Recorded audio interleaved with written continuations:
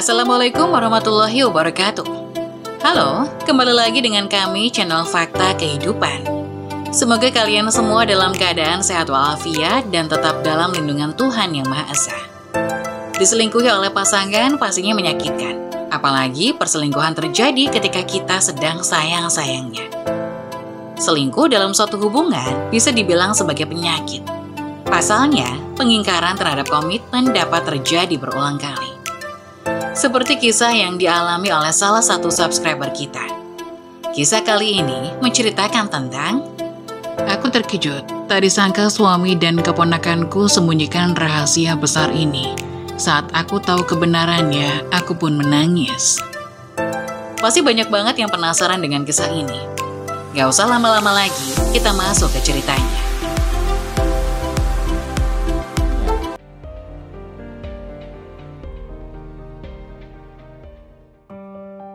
Aku terkejut, tak disangka suami dan keponakanku sembunyikan rahasia besar ini.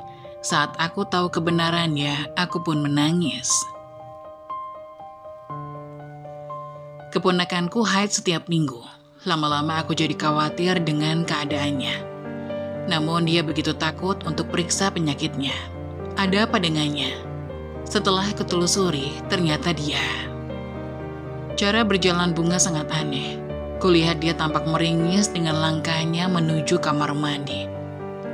Sudah macam bebek saja dia berjalan mengangkang. Kenapa dengan pahamu, Bunga? Aku bertanya bingung, sedang memasak di dapur. Enggak tante, pahaku cuma lecet gara-gara haid. Haid lagi? Bukannya minggu kemarin kamu bilang mens juga? Emang bisa mens setiap minggu? Wajah bocah 17 tahun itu tampak pucat. Dia memang tampak ketakutan. Enggak tante, aku cuma nggak bisa pakai CD yang lembab, makanya begini, mungkin infeksi. Jadinya berpengaruh pada misfiku. Jawabnya yang tak masuk akal. Dahiku mengernyit mendengarnya. Memang bisa? Bisa tante, aku harus mandi dulu nanti telat masuk sekolah. Hatiku rasanya sangat dongkol sekali. Sebab anak yang dititipkan kakakku ini tak bisa menjaga dirinya dengan baik. Mungkin saja dia sudah berbuat hal buruk dengan kekasihnya. Bisa saja. Ketika Bunga sarapan, aku mencoba memberi peringatan secara halus. Nanti pulang sekolah kita periksa kesehatanmu ke dokter ya Bunga, ucapku. Bocah ini malah tersedak mendengarku. Aku pun segera memberikannya air putih. Pulang sekolah Bunga, kuulangi sekali lagi. Aku nggak apa-apa tante, aku cuma haid biasa kok. Bunga lantas beranjak. Tanpa menghabiskan makanannya, ia pun mencium punggung tanganku, kemudian berlalu pergi ke sekolah. Anak itu kenapa sih? Aku masih bertanya bingung. Biarkan saja Liana, kenapa kamu yang pusing dengannya? Bunga kan udah besar, jadi dia tahu mana yang baik dan enggak. Gumam Mas Iqbal nyeletuk sembari menyeruput secangkir kopi. Ia sudah bersiap hendak ke kantor. Masalahnya, kalau anak itu kenapa-napa, aku yang disalahin sama Mbak Amira nanti. Karena dia nitipin anaknya supaya jadi anak yang benar. Kalau Bunga kenapa-napa gimana? Ya, kalau kita gagal mendidiknya, artinya bukan salah kita. Bisa saja anaknya yang memang salah pergaulan. Mas Iqbal berkata santai. Apa dia tak merasa bersalah berkata begitu? Mas, makanya itu, bantu aku didik Bunga. Jangan malah berkata begitu. Iya, sahutnya lalu beranjak. Aku berangkat dulu. Lelaki berhidung mancung itu lalu pergi kerja. Profesinya sebagai asisten manajer di sebuah perusahaan jajanan snack. Samar ku dengar suara desahan dari kamar sebelah. Aku lantas terbangun mendengar suara rintihan tadi. Namun kulihat jam sudah menunjukkan pukul 1 malam. Sepertinya aku memang tidur lebih awal karena Anita sakit. Aku pun terbangun dan beranjak hendak memastikan suara apa yang membuatku resah. Namun kenapa Mas Iqbal belum juga tidur? Apa dia masih menonton bola? Kubuka pintu pelan untuk keluar memastikan. Brak! Suara jendela yang tertutup keras membuatku terkejut bukan main. "Maling!" teriak Mas Iqbal di luar sehingga membuatku tergeragap. "Maling apaan, Mas?" Aku keluar dengan rambut acak-acakan. TV pun masih menyala. Ternyata suamiku memang belum tidur. "Suara jendela dari kamar Bunga, bisa saja ada maling masuk," seru suamiku, lalu menggedor pintu kamar Bunga. "Bunga, bangun!" Mas Iqbal memanggil. Kemudian pintu langsung dibuka oleh Bunga. Gadis remaja ini hanya mengenakan tank top dengan celana pendek merahnya, sehingga membuatku langsung menutupinya dengan selimut. "Siapa yang masuk tadi, Bunga?" Aku mempertegas. "Gak ada, aku hanya buang sampah lewat jendela. Tapi jendelanya malah ketutup keras. Udah tante, aku ngantuk." Perempuan berbadan bongsor ini menutup pintunya kembali. "Bunga, jangan sering begadang," aku berteriak. Tak ada sahutan. Tapi entah kenapa perasaanku merasa aneh. Apalagi mengingat dia haid terus-menerus. Apa Bunga memasukkan orang lain ke dalam kamarnya? Tapi siapa? Aku menepis prasangka buruk kepada ponakanku satu-satunya itu. Sebab dia memang anak yang kurang kasih sayang orang tua. Orang tuanya cerai sejak dia masih kecil. Dari itu, Mbak Amira menitipkan anaknya kepadaku untuk pergi merantau ke luar negeri. Bunga sudah kuanggap seperti anakku sendiri. Kasih sayangku pun sama seperti aku menyayangi Arsy, putri kandungku satu-satunya. Sebab aku tak bisa memiliki anak lagi pasca operasi pengangkatan rahim karena tumor rahim yang kuderita 5 tahun lalu. "Mas, gak tidur?" Aku bertanya pada lelaki yang masih menonton televisi ini. "Aku tidur di luar aja, Liana. Panas di dalam. Gua jaga-jaga juga, siapa tahu malingnya datang lagi." Kurasa memang bukan maling, Mas. Kan Bunga memang belum tidur katanya. Siapa tahu kan? Terserah deh. Aku lantas masuk kamar Arsy dan tidur kembali dengan putriku. Ponsel suamiku berdering saat dia masuk ke kamar mandi pagi ini. Aku yang sedang merapikan kamar Arsy lantas membiarkannya saja. Namun notif pesan pun berkali-kali masuk dari ponsel Mas Iqbal. Belum lagi suara dering panggilan masuk sudah hampir 5 kali. Sementara aku adalah istri yang takut untuk membuka pribadi ponsel suami. Akan tetapi, karena lelah mendengarnya, kuputuskan untuk mengecek siapa yang memanggil. Mungkin saja darurat dari rekan kerjanya yang akan minta izin tak masuk. Baru saja kulihat layar ponselnya, kulihat sebuah nomor yang tak begitu asing menurutku. Aku berusaha mengingat nomor milik siapa, tapi... "Jangan buka ponselku, Lia!" bentak Mas Iqbal datang tiba-tiba dengan handuk masih menutupi sebagian tubuhnya. Iya Mas, tadi ada yang nelfon berkali-kali." "Jangan sekali-kali buka HP ku tanpa izin," protes lelaki berkumis tipis ini. Aku gelagapan. Iya Mas, maaf." Aku pun beranjak keluar merapikan kamar Arsy lagi. Sementara anak-anak sudah berangkat ke sekolah sedari tadi. Setelah berpakaian rapi, Mas Iqbal lalu keluar membawa ponselnya menjauh dari rumah. Kulihat dia sedang menelpon seseorang di bawah pohon mangga depan gang sana. Wajahnya tampak serius, mungkin ada masalah di kantor. Kemudian lelaki itu kembali lagi dengan wajah kesal. Diraihnya tas dan kunci motor, lalu memasang sepatu kerjanya. "Sarapan dulu Mas," ucapku. "Enggak, aku makan di kantor aja nanti, ada masalah." "Oh iya, hati-hati." Tanpa berpamitan, lelaki yang menikahiku 10 tahun silam itu pun pergi dengan raut wajah ditekuk. Entah ada masalah apa. Di madrasah, karena aku adalah guru honorer MTS di kota kecil, aku masih memikirkan penyakit Bunga. Jika gadis itu tak mau periksa, mungkin aku sendiri yang akan pergi menanyakannya kepada bidan di puskesmas nanti sepulang mengajar. Mengajar pun aku tak fokus, berkali-kali pikiranku masih terpaut pada anak saudaraku itu. Tak mungkin aku berani menceritakan ini semua pada Mbak Amira. Takut kakakku akan kecewa. Para guru kudengar mojok bergosip di ruangan kantor. Namun karena aku tak terlalu memperhatikan, Susanti, guru matematika, menepuk pundakku dengan keras. Ngelamun aja kamu dari tadi, Liana. Serunya yang membuatku terkejut. Kamu gak ikut gosip bareng kita? Ada apa? Kamu gak tahu cerita siswi kita yang sekarang lagi dirawat di rumah sakit? Dia berseru antusias. Siswi? Siapa? Naila, anak kelas 9 itu. Katanya organ intimnya robek. Dia selalu haid hampir tiap minggu. Setelah ditelusuri sama ibunya karena curiga, ternyata ayah tirinya mencabulinya waktu ibunya pergi kerja shift malam. Dek, darahku langsung naik ke ubun-ubun. Apakah Bunga juga begitu? Bukankah anak itu juga selalu haid setiap minggu?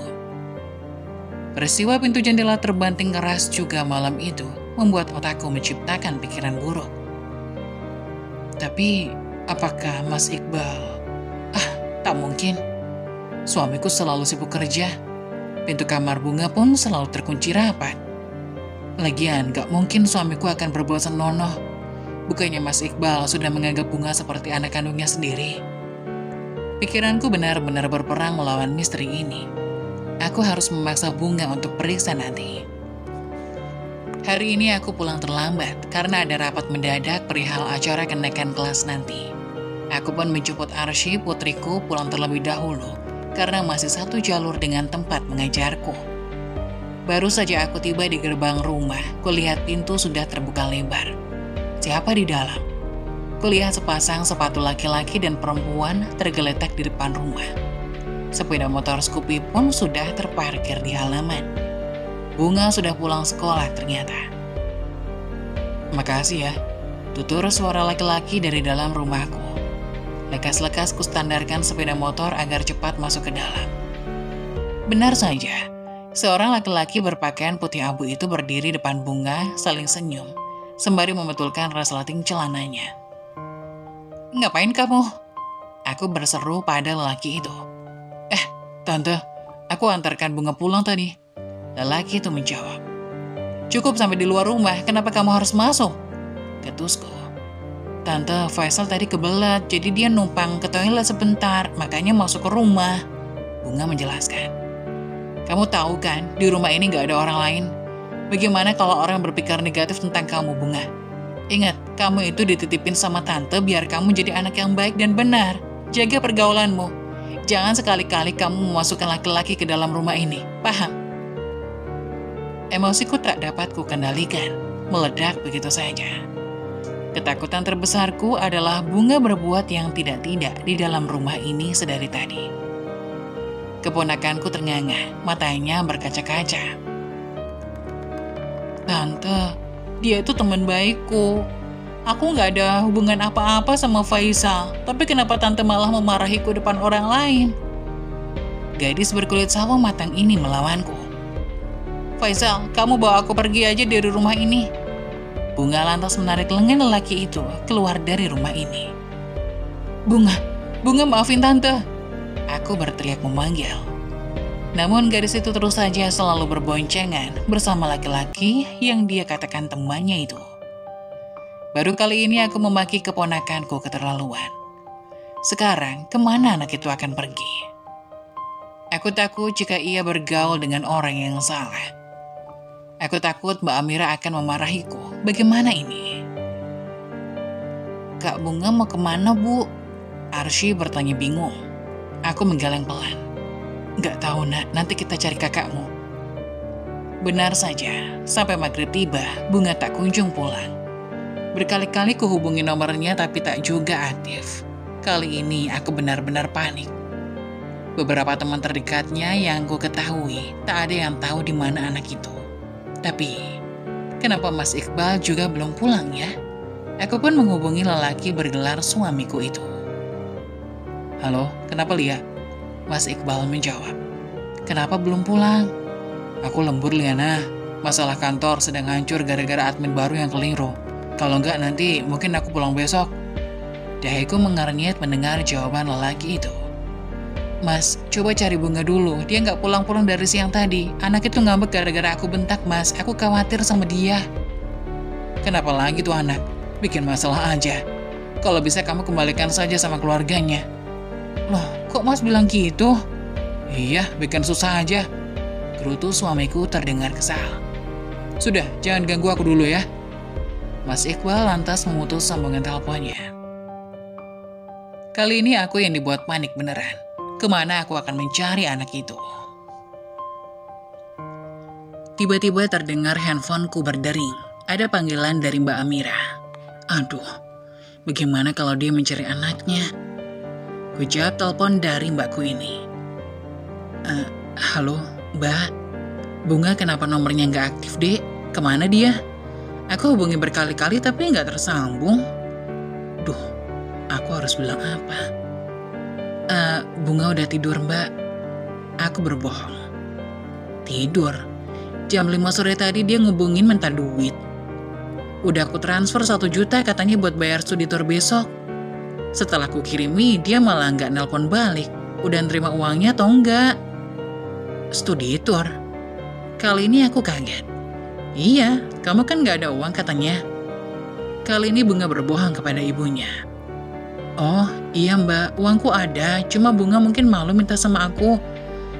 Nggak apa-apa, biarkan aja Mbak. Itu dia udah tidur. Mungkin kelelahan karena baru pulang eskul jam 6 tadi. Aku berusaha menyembunyikan keburukan Bunga di depan ibunya. Oh ya udah, biarin aja kalau gitu. Yaudah ya Lia, makasih udah jaga anakku. Gaji besok aku kirim kamu uang ya. Iya Mbak. Panggilan pun terputus. Kali ini aku dibuat makin bingung oleh Bunga. Uang 1 juta buat apa? Aku memutuskan untuk mencari Bunga di rumah sahabat terdekatnya saja. Bisa saja dia sekongkol berbohong bilang tak bersama Bunga. Tapi aku yakin anak itu ada di sana. Nak, kamu bisa tinggal sama Budiwati dulu ya. Ibu mau cari kakakmu.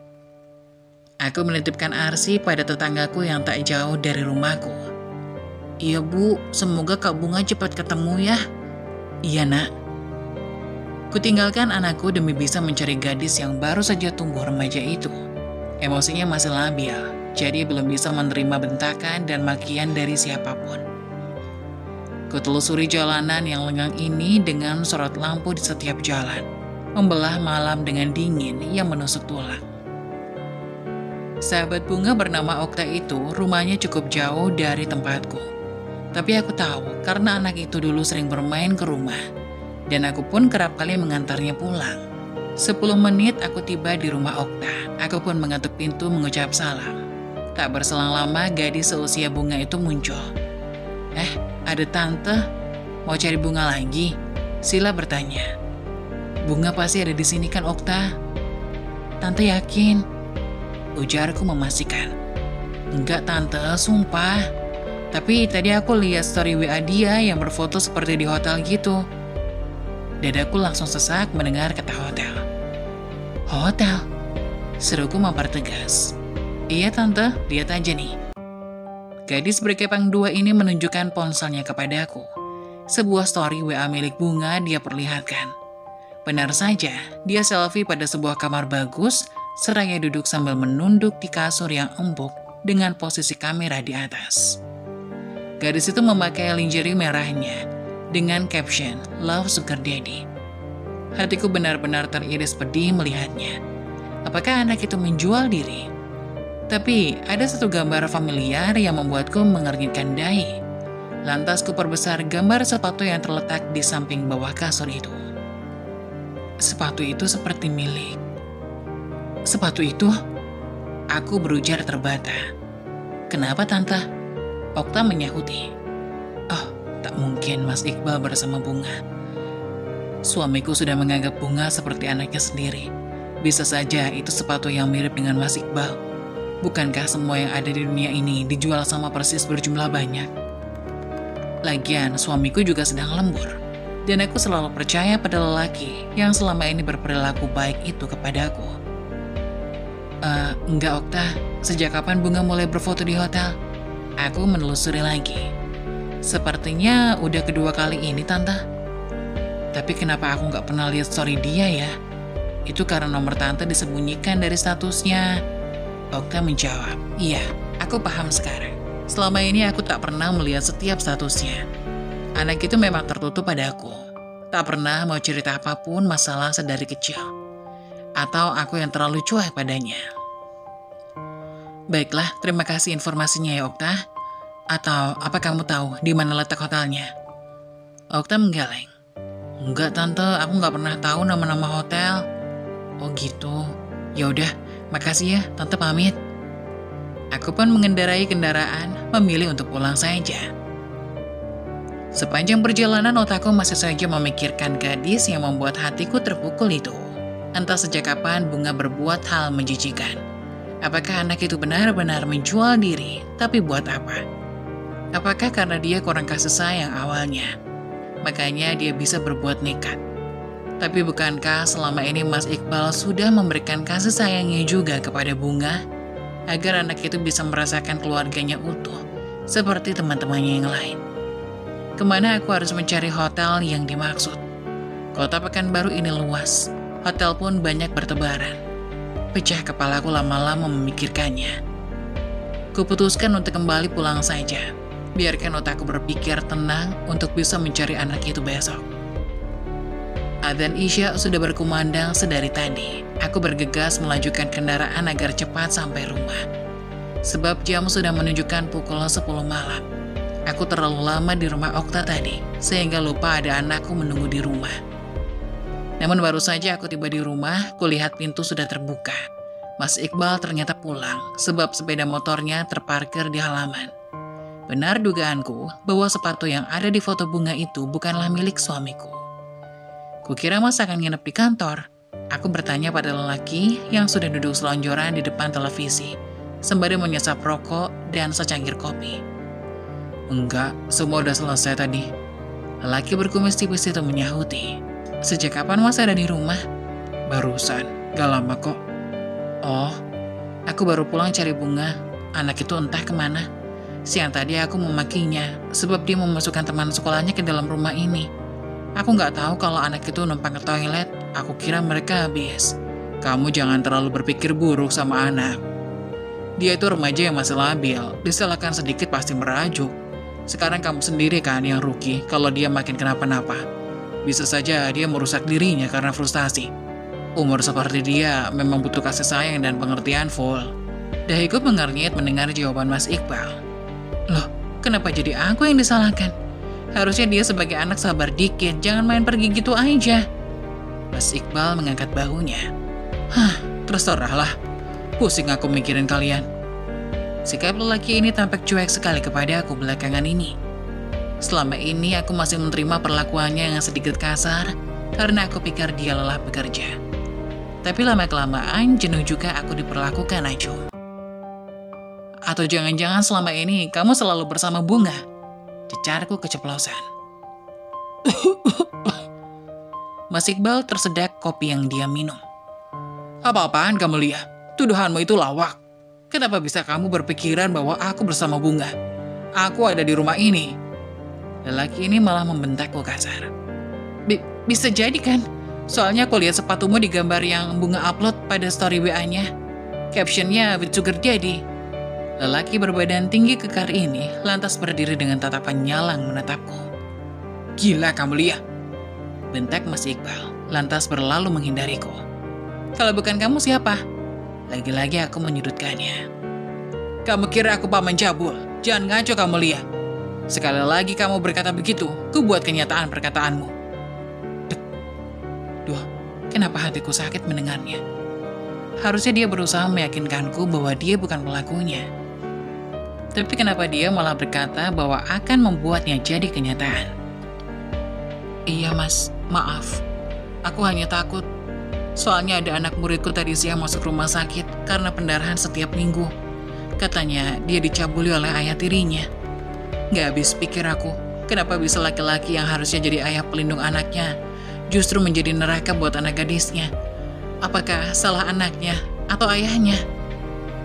Bisa saja dari pakaian anaknya yang mengundang nafsu ayahnya. Jangankan ayah tiri, berita berseliweran saja banyak ayah kandung mencabuli anaknya sendiri. Apalagi yang statusnya hanya paman. Mas Iqbal?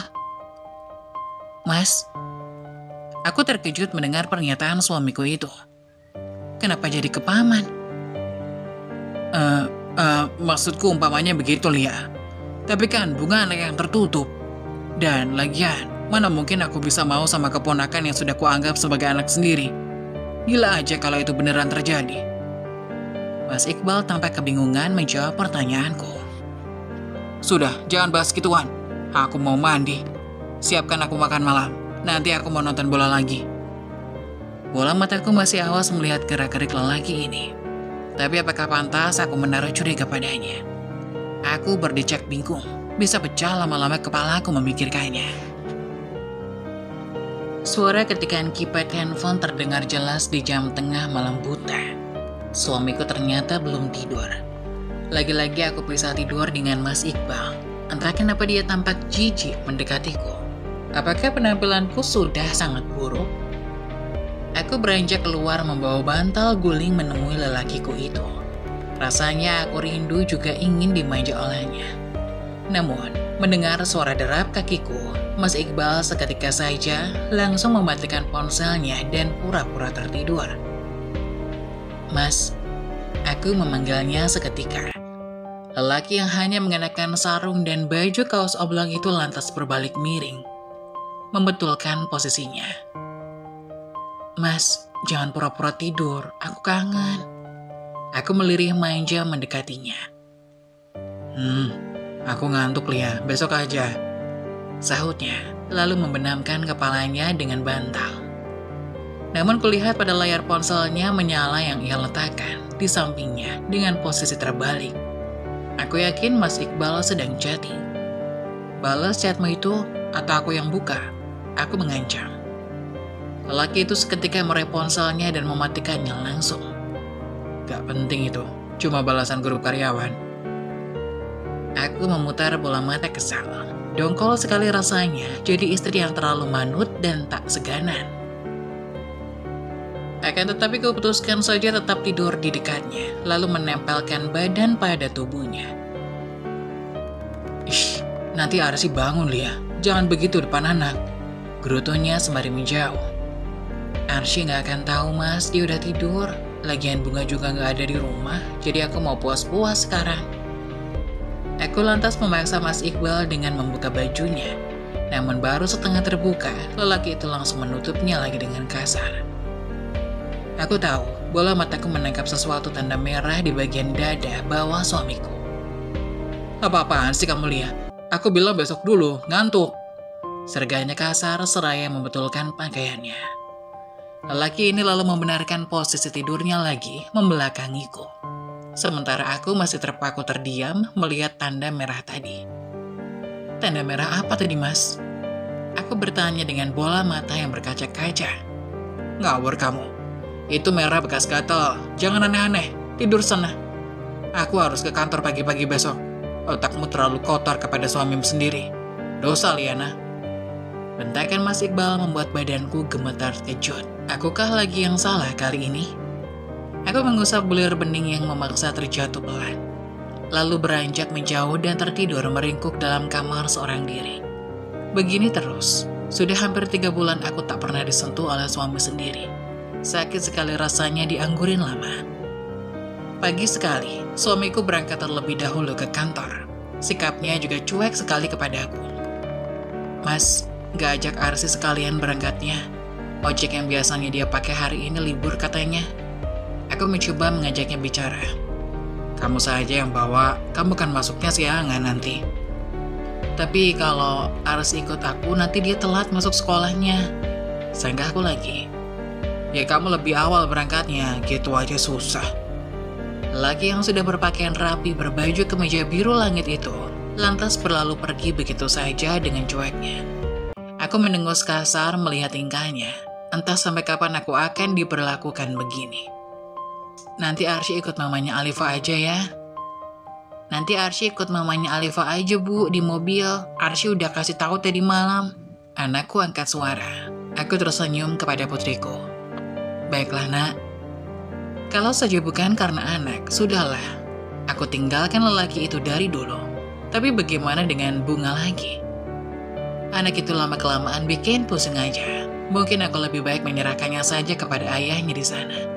Lagi pula, jadi ayah malah hilang tanggung jawab. Tapi pasti Mbak Amira akan marah nanti. Para guru sepakat untuk menjenguk Naila, murid kami yang dirawat di rumah sakit itu. Tapi kami bergantian pergi di jam istirahat dan setelah pulang sekolah. Aku pun pergi bersama 5 orang para guru lainnya, sebab memang dijatah harus 5 orang dulu. Kami pun menaiki mobil Bularas, guru bahasa Inggris paling kaya di madrasah. Sepanjang perjalanan, dalam mobil pun sempat-sempatnya kami bergosip ria. Tiada lagi yang dibicarakan adalah tentang Naila, si murid kami yang sakit. Jadi, seharusnya memang kalau kita janda, jangan dulu menikah kalau punya anak gadis. Apalagi punya ayah tiri yang otaknya mesum. Bahaya banget, Miss. Celetuk Susanti, si guru paling cerewet ini. Aku jadi kepikiran masalahku. Seandainya aku menggugat bisa Mas Iqbal, maka otomatis aku menjadi janda. Lalu, aku punya anak gadis satu-satunya. Bagaimana kalau... Nauzubillah. Aku berseru ketakutan. Semua mata malah tertuju padaku. Kenapa, Bu Liana? Aku cengengesan. Enggak, aku hanya membayangkan saja. Ngeri, Miss. Sanggahku geli. Ya, jangan sampai. Amit-amit. Sahut mereka. Tak lama kemudian kami pun sampai di rumah sakit tempat Naila dirawat. Namun baru saja kami turun dari mobil di parkiran, kulihat sepeda motor Honda dengan warna yang sama dan plat yang aku lupa-lupa ingat angkanya, terparkir di dekat mobil hitam sedan sana. Motornya kok mirip seperti milik Mas Iqbal?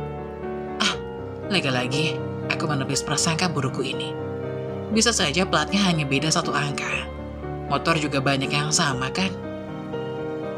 Kami pun terus melangkah hendak memasuki bangunan yang luas ini. Namun lagi-lagi mataku tertuju pada laki-laki kemeja biru langit yang keluar dari gedung exit sebelah itu. Sembari menonton anak gadis berseragam abu-abu memakai jaket rajut. Aku melihatnya dari samping dan tak begitu jelas. Langkahku hendak mendekat ke arah mereka yang menuju parkiran tadi. Miss Liana, mau kemana? Seru Susanti yang membuatku menoleh. Bentar, aku ada urusan. Aku berseru lagi. Setelahnya, aku menoleh lagi. Tapi 2 orang itu telah pergi mengendarai motor, mengenakan helm yang sama persis dengan milik Mas Iqbal. Apa dia Bunga dan suamiku? Lalu buat apa mereka ke rumah sakit? Ku coba memanggil nomor Mas Iqbal, menanyakan hal yang kulihat tadi. 5 kali panggilanku tak dijawabnya, akan tetapi aku tetap mencoba sekali lagi. Ada apa, Liana? Mas Iqbal akhirnya menjawab. Jelasin sama aku, kamu sama Bunga ngapain ke rumah sakit? Oh, itu. Bunga kecelakaan, jadi aku pergi bawa periksa dia ke rumah sakit. Kecelakaan? Di mana? Aku terkejut mendengarnya. Iya, dia boncengan sama temennya, terus mereka ditabrak dari belakang sama mobil. Bunga yang di belakang terpental jatuh. Posisinya tengkurap, perutnya sakit dan kram, lalu mengeluarkan darah banyak. Astagfirullah. Terus, dia gak kenapa-napa? Enggak, udah diberi obat penghilang nyeri tadi. Aku menatap langit mencoba mencermati perkataan suamiku ini. Kenapa yang pertama kali dihubungi malah Mas Iqbal? Kenapa Bunga gak nelpon aku aja? Dia kan tahu Mas kerja. Lah, kamu lupa? Bunga kan lagi ngambek sama kamu. Oh, iya. Sekarang kalian di mana? Udah di rumah, biarin dia pulang istirahat dulu. Terus kamu gak balik kerja? Balik lagi, aku biarin Bunga di rumah sendirian. Oh iya udah, semoga anak itu gak kenapa-napa. Enggak, aku balik kerja lagi, Lia. Iya. Aku lantas menutup telepon dan berjalan menyusul para guru menuju ruangan Naila. Namun baru beberapa langkah, kakiku seketika langsung tertahan. Otakku langsung tertuju pada Mas Iqbal dan Bunga yang berduaan di rumah. Aku berbalik arah hendak pulang, tapi ponselku lagi-lagi berdering. Bu Liana kemana? Kamu sudah di ruangan Naila nih. Cepetan naik ya, di lantai 3, ruangan teratai nomor 25. Bu Laras memintaku menyusul. Baik Bu, saya akan nyusul. Kutepis sekali lagi pikiran burukku kepada Bunga dan Mas Iqbal.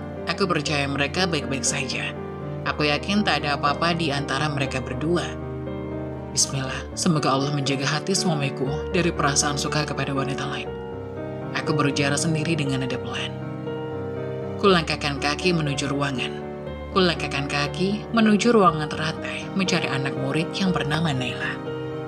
Sepulang dari menjenguk gadis malang itu, pikiranku selalu terngiang perkataan ibunya Nela yang berkata, "Jangan lengah dalam menjaga anak gadis kita, karena kita nggak tahu kesempatan mereka dalam berbuat.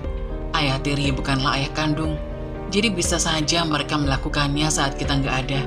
Orang-orang terdekat pun patut kita curigai, terlebih jika gelagat anak sudah aneh dan mencurigakan." Otakku selalu saja memikirkan Bunga dan suami. Tapi apakah Mas Iqbal tega akan mengkhianatiku? Bunga sudah dia rawat sejak umur 9 tahun. Jadi jiwa ayah sudah pasti dia miliki kepada keponakannya sendiri. Kedekatan Bunga dan suamiku memang kulihat seperti ayah dan anak. Gadis itu juga tak akan malu memeluk pamannya sendiri di depanku. Tapi aku tak merasa aneh sedikit pun. Sebab menurutku itu wajar. Apalagi Bunga terbilang anak yang tak pernah mendapatkan kasih sayang seorang ayah. Bel pulang sekolah berbunyi, ternyata tak terasa sudah jam 2 siang. Aku pun berkemas karena tak ada jam mata pelajaranku. Sebab aku hanya mengajar di bidang mata pelajaran fikih saja. Arsy sudah pulang katanya, tadi bersama ibunya Alifah. Jika sudah ada yang antar jemput Arsy, aku merasa aman. Semua itu semenjak ibunya Alifah punya mobil baru. Bunga benar-benar cuek denganku sejak aku pulang sekolah dari tadi. Dia pun mengurung diri dalam kamar. "Bunga, kamu sudah makan belum?" Aku memanggil. Tak ada sautan. "Bunga, makan dulu nak. Maafin tante kalau salah." Ceklek. Pintu pun terbuka olehnya. Raut wajahnya benar-benar menandakan gadis ini masih marah denganku. "Aku mau makan nanti aja kalau Om Iqbal udah pulang," sahutnya yang buatku mengernyitkan dahi. "Kenapa harus sama Omo? Ada tante di sini?" Protesku dengan hati yang sedikit dongkol. "Karena cuma Om yang baik sama aku. Tante itu sukanya marah-marah, suka mikir negatif, dan suka berprasangka buruk sama aku." Gerutu gadis berlesung pipi ini sembari berjalan dan duduk di atas kasurnya. "Tante cuma khawatir sama keadaanmu, nak. Mengertilah. Tante itu diberi beban tanggung jawab yang besar sama ibumu. Kalau kamu kenapa-napa, ibumu juga akan marah besar sama tante dan kamu. Kamu tahu sendiri kan jika ibumu marah, suka main tangan dan memaki kasar. Sekarang kamu pilih tetap tinggal sama tante atau kamu kembali ke bapakmu." Bola mata Bunga melotot menatapku. "Jadi tante sebenarnya mau usir aku?" "Enggak, tante cuma mau kamu mikir. Kamu udah bukan anak kecil lagi, kamu udah dewasa. Jadi berhenti bersikap kekanak-kanakan, Bunga. Bilang aja tante capek ngurusin aku. Biar aku kasih tahu ibu, jadi aku bisa kos aja sendiri, biar bebas. Gak ada yang melarangku ngapa-ngapain lagi," ujarnya sembari meraih ponsel hendak menelpon ibunya. "Termasuk bebas tidur di hotel sama sugar daddy," sahutku cekatan melepas kekesalan yang terpendam selama ini. Lelah rasanya jadi orang sabar. Mata Bunga lantas menyala menatapku. "Dari mana tante tahu?" tanyanya heran. "Kamu gak perlu tahu dari siapa. Berhenti berbuat yang merusak masa depanmu. Atau tante akan laporkan semua perbuatanmu ke ibumu dan kepala sekolah." Bunga lantas berdiri menatapku. Badannya yang lebih tinggi dariku membuatku mendongak menatapnya. "Karena tante selama ini gak tahu apa yang membuatku begini, jadi diemlah. Atau aku akan membuka semuanya." Ucapan Bunga bagai belati tajam menusukku. Apa maksud dari perkataannya berkata begitu? "Apa maksudmu?" cecarku pada gadis ini. "Iya, tapi biarlah waktu yang akan menjawabnya nanti." Bunga lantas menghindar keluar dariku. Kurasa dia memang tak mau memberitahu yang sebenarnya. "Bunga, milikilah rasa terima kasih pada orang tua yang membesarkanmu. Jangan jadi anak kurang ajar. Tahu begini kamu sebaiknya masuk pondok pesantren aja dulu. Atau masuk..." Gadis keras kepala itu berbalik. "Masuk apa tante?" "Masuk panti asuhan," jawabku tegas. "Oh, gak masalah. Lagian aku juga anak yatim kan, gak punya bapak," jawabnya santai sembari menenggak air putih. "Entah kenapa kamu jadi begini, Bunga. Tante gak pernah loh ngajarin kamu jadi anak yang kurang ajar. Apa ini yang kamu dapetin dari pergaulanmu? Belum lagi kamu berbohong masalah bayar studi tour.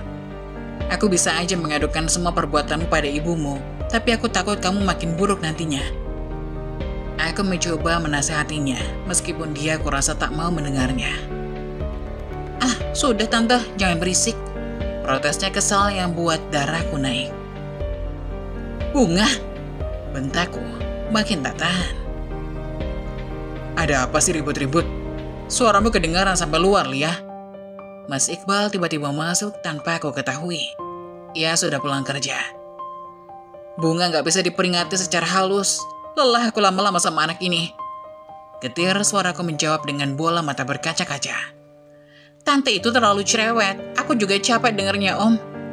Bunga menyahut kesal. Mas Iqbal menarik nafas kasar. "Biarkan semuanya mengalir. Ikuti kemana arus air itu akan mengalir. Kalau mengalirnya terlalu jauh dan buruk, apa akan dibiarkan juga?" sangkaku. "Tergantung." "Sudah, gak perlu debat. Aku lelah." Lelaki berbadan kekar itu pun melepas tas kerjanya sembarangan. "Tante aja yang buat ribet." Bunga lagi-lagi menyahut. "Bunga, diamlah. Tante gak butuh sautanmu." Protesku kesal. "Ya udah, aku pergi aja dari rumah ini. Selesai." Gadis itu lalu masuk ke dalam kamarnya lagi dan membuka lemarinya. Kulihat dia mengeluarkan semua baju-bajunya dan lembaran uang merah berserakan terjatuh. Lekas-lekas gadis itu mengambilnya lalu menyimpannya dalam tas. Dapat dari mana anak itu uang sebanyak itu? Selama ini aku selalu memberinya uang saku sebesar 20 ribuan. "Bunga, jangan nekat kamu," bentakku lagi. "Aku hanya mau mengurangi beban hidup tante." Sautannya malah makin membuatku naik darah. Gadis berambut lurus pendek itu pun lantas keluar kamar sembari menenteng tasnya. "Taruh tas itu, atau tante akan makin marah," ancamku.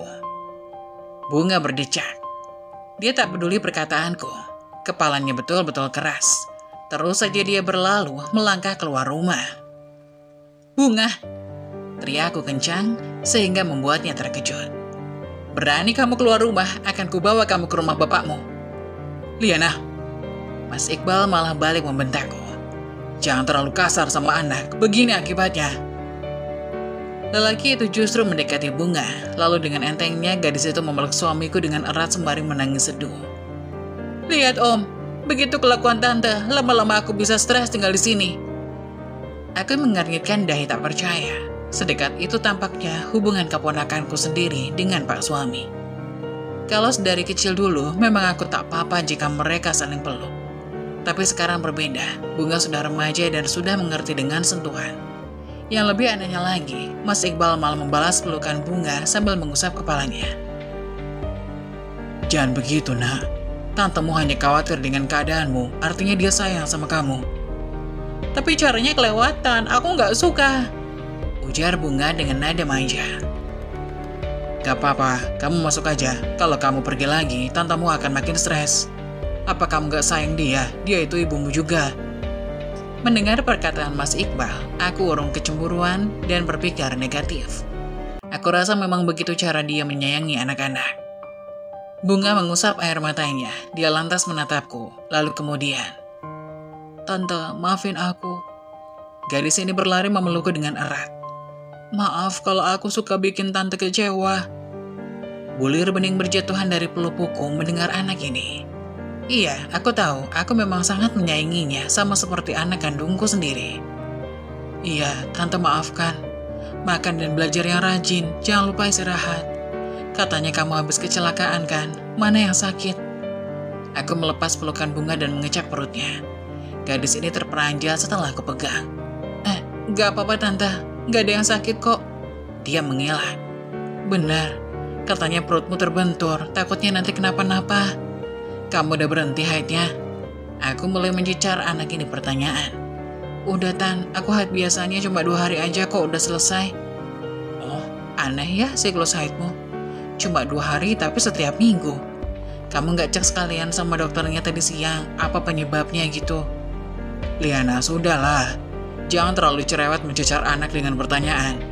Aku udah tanya dokternya, katanya normal kok, itu hanya berjalan sebentar aja selama sebulan. Setelahnya akan kembali normal, kata dokter." Mas Iqbal yang menjelaskan. "Oh, begitu." Aku mangut-mangut mendengar penjelasan sang suami. Satu sisi aku tetap masih bertanya-tanya. Ah, sudahlah. Mungkin memang betul kenyataannya begitu. Sudah ya tante, aku mau masuk dulu. Jangan lupa minum obat pelancar haidnya dulu, Bunga. Seru Mas Iqbal yang buatku makin bingung. Obat pelancar haid? Bukannya anak itu haidnya sudah lancar tiap minggu. Lalu untuk apa obat pelancar haid? Keesokan harinya, aku pun izin tidak masuk sekolah karena terlalu banyak memikirkan masalah keponakanku dan suamiku itu. Aku pun berpikir apa aku kembalikan saja dia pada ibunya atau ayahnya. Tapi aku tidak enak dengan Mbak Amira. Aku pun semakin pusing. Setelah menyiapkan sarapan, kami pun makan bersama. Kemudian aku meminta Mas Iqbal untuk mengantar Arsy ke sekolahnya karena searah. Akan tetapi, suamiku menolak. Katanya ia buru-buru. Jadi Arsy pun terpaksa harus ikut dengan ibunya Alifa lagi. Aku jadi tidak enak dengan ibunya Alifa karena sering merepotkan. Tapi mau gimana lagi, aku pun sedang tidak enak badan dan tidak enak pikiran. Setelah selesai sarapan, aku mengantarkan Arsy ke rumah ibunya Alifa untuk menitipkan Arsy dan meminta maaf selalu merepotkan. Titip Arsy ya Bu, maaf merepotkan, soalnya saya lagi gak enak badan. Iya, nggak apa-apa Bu Lia. Saya juga seneng kok bisa bantu Bu Lia. Lagian biar mereka juga lebih akrab. Jadi nggak apa-apa biar berangkat aja bareng. Untungnya aku memiliki tetangga yang baik hati itu. Aku pun langsung kembali ke rumah untuk mengantar suamiku yang akan pergi bekerja. Akan tetapi, belum sampai ke rumah, aku melihat Bunga memasuki mobil Mas Iqbal. Aku pun berpikir apakah mereka pergi bersama, sedangkan anaknya saja pergi dengan orang lain. Aku pun langsung mengejar mobilnya, akan tetapi kecepatan lariku tidak sama dengan kecepatan mobilnya Mas Iqbal. Pikiran-pikiran buruk itu pun kembali meracuni pikiranku. Aku pun berusaha untuk tetap berpositif thinking. Aku istirahat di ruang tamu sambil meminum teh hangat yang baru saja aku buat dengan berharap bisa menenangkan pikiranku. Lalu aku menyalakan televisi agar bisa menghibur pikiranku. Akan tetapi, tak lama kemudian terdengar bunyi bel dari pagar depan. Assalamualaikum, permisi. Ucap dua orang pria yang memakai jaket hitam. Aku pun langsung menghampirinya. Waalaikumsalam, ada apa ya Mas? Apa benar ini rumahnya Pak Iqbal? Aku pun berpikir kembali, ada masalah apa lagi ini? Mengapa Mas Iqbal dicari orang sampai ke rumahnya begini? Iya benar, ada yang bisa saya bantu? Jadi gini Bu, Pak Iqbal meninggalkan KTP-nya kemarin setelah menginap di hotel kami tempo hari. Jadi saya antar ke alamat yang ada di KTP ini saja untuk mengembalikannya. Karena KTP ini kan sangat penting pastinya. Sama ini Bu tasnya. Baik Mas, makasih ya. Setelah kembali masuk ke rumah, tubuhku seakan lemah tak berdaya. Tak sanggup menahan air mata yang sedari tadi aku pendam. Sambil memegang KTP dan tas kecil yang biasa dipakai seorang wanita remaja, aku pun semakin terseduh-seduh, karena tas ini yang biasa dipakai oleh Bunga setiap ia pergi bersama temannya. Aku pun hampir gila memikirkan hal ini terus-menerus. Sebenarnya, aku ingin menghubungi langsung. Akan tetapi aku takut nantinya mereka malah tidak pulang ke rumah. Akhirnya aku mencoba untuk tegar dan pura-pura tidak mengetahui kejadian ini.